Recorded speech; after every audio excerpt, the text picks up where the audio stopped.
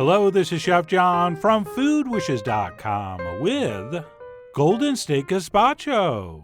That's right, I am very excited to be showing you this extra sunny version of everybody's favorite cold summer soup. And not only is this extremely delicious and incredibly gorgeous, it's also super easy to make as long as you have a blender. And if you don't have a blender, even better, since you'll call a friend that does have a blender, which will create a situation known as a party waiting to happen. So with that, let's go ahead and get started by reviewing our ingredients. Beginning with the star of the show, some sun gold cherry tomatoes, which are just bursting with sweetness and vine-ripened tomato flavor, and along with a few regular cherry tomatoes, are going to produce this soup's amazing color. And then we're also going to need a little bit of onion and a clove of garlic, as well as an orange bell pepper, which we will only use half of. Which brings us to our secret ingredient, a couple ripe peaches, which we'll peel before cutting up. And then last but not least, some English cucumber, which we will also peel, but not because of anything having to do with the flavor. We just don't want that dark green skin screwing up our color. And in case you're wondering, we do not have to remove the seeds for these.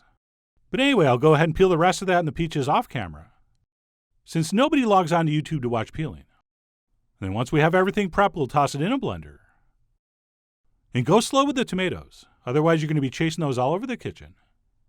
And then what we'll do once all our fruits and vegetables are in is go ahead and season this up with a generous amount of kosher salt, a little bit of ground cumin, and then 3 or 4 or 5 shakes of cayenne. And then we can finish this up with our liquid ingredients, which will include a couple tablespoons of white wine vinegar, or champagne vinegar, or sherry vinegar, or even rice vinegar. We will also squeeze in the juice of 1 lime, followed by a little bit of olive oil. And then last but not least, about 1 cup of cold fresh water. Unless you want yours thicker, in which case leave that out. Or conversely, if you want it thinner, go ahead and add more. But either way, once that's set, we'll go ahead and blend this smooth. Starting off kind of slow, pulsing it on and off, so as not to splash it everywhere. And then as usual, we'll go ahead and finish up on high speed. And then once that has been successfully processed, I highly recommend we strain this. Right, sun gold cherry tomatoes are famous for their intense, vibrant, beautiful, sweet flavor, but they also have very, very tough skins. So we'll go ahead and pass this through a mesh strainer, which as you can see is going to trap most of that, along with the seeds. And then if we want, we can go ahead and grab a spoon and give this a taste. But we don't necessarily want to judge it yet or adjust the seasoning, since at this point everything is at room temperature and we're going to serve this ice cold. And it's a proven scientific fact that room temperature things do not taste the same as ice cold things. So what we'll do is wrap this up and pop it in the fridge for at least 3 or 4 hours, or until very, very, very cold. Okay, one of the only ways to screw up a gazpacho is to serve it not super cold. But once it is muy frio, we can go ahead and unwrap it and then give it a thorough stirring, since you're probably going to have some clear stuff on the bottom and some foamy stuff on the top. But after a brief agitation, you'll see everything will come together beautifully. And you'll be looking at one of the most beautiful cold soups of all time.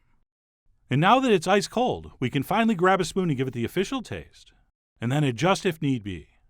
And it's almost always going to need some more salt, which mine did, as well as a couple shakes of cayenne, which it didn't need, but I added anyway. And that's it. Once we're happy with this, we can go ahead and serve it up, and garnish it any which way we want, which for me is going to be with some finely crumbled feta, as well as a little bit of diced fresh peach, and then finally a little touch of finely and freshly sliced basil. And while I think these toppings pair perfectly with this, there are so many other things you could use. I mean, you are after all the Hector Camacho of this surprisingly macho gazpacho, so feel free to adapt this to your tastes. But personally, I think the feta, peach, and basil really are a knockout with this, especially if we finish this off with a little kiss of cayenne. And that's it. Let me go ahead and grab a spoon. And that, my friends, is one of the most delicious, most interesting, most refreshing, and visually stunning gazpachos you will ever have. And make no mistake, despite the addition of the peaches, this really is 100% savory. In fact, if you forced your guests to eat this blindfolded, which we don't recommend, but if you did, they would swear they were eating a regular gazpacho, and a very exceptional one at that. And by the way, if the thought of adding peaches to stuff like cucumbers and peppers and tomatoes seems weird, well, it really shouldn't, since tomatoes are actually a fruit also, as everybody who's ever been stuck next to that guy at a cocktail party has already heard. You know, the same guy that gets upset when you say preheat the oven instead of heat the oven. Yeah, that guy. But anyway, the point is that subtle sweetness from the peach is what I think makes this soup so extra special. I mean, really, I shouldn't be this excited over a cold soup, and yet I am.